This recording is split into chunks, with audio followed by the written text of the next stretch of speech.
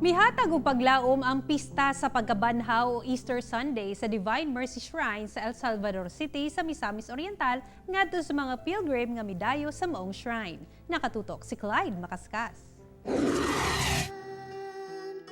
Bit-bit ang mga kandila, dungan nga mihalad sa ilang pagmaya, pagdayeg ug pag-ampo ang gatusan ka mga pilgrim sa Divine Mercy Shrine sa El Salvador City atol sa gimong tradisyonal nga sugat sa iyo sa kabuntagon sa Easter Sunday o Domingo sa pagkabanhaw nga ginasaulog sa mga debotong Katoliko. Ug sama sa naandan, dunay mga kabataan nga daw mga anghel nga naghalad og pagkanta nga gisundan sa praise and worship.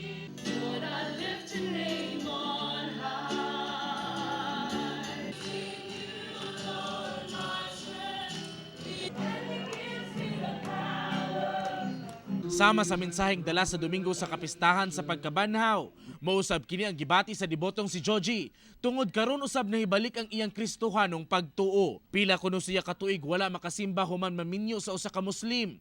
Apan pagkamatay kuno siyang bana, karon pa lamang siya makabalik og simba sa simbahang Katolika. Nakuan ko ng kuan, na feel na gid na ko nga nagitay Ginoo. Nagitay Ginoo nga makatabang sa to sa tanang kalisod o kanang makaguide sa tong kakuan unsay mayo natong buhaton. Nagdalagdugang kadasig sab ang Easter Sunday alang kag bobong nga usa ka PWD kansang tiil na putol human madisgrasya kaniadto. Lahi ang feelings, murag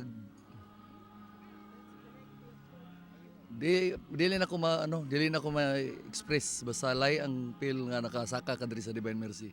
Sumala pa nga maski ubay-ubay ang miduyog sa selebrasyon sa Easter Sunday, wala kini nahimong babag aron makasimba siya. Sa datos sa PDRRMO, miabot sa sobra 35,000 katao ang nibisita sa shrine panahon sa Semana Santa. Generally peaceful ang nahimong assessment sa kapalisan. Luyo ni ana padayon ang hugot nga seguridad sa shrine kay lauman paghihapon ang mas daghang pilgrim panahon sa pista sa Divine Mercy karong umaabot nga Domingo. Uban si James Yap sa kamera.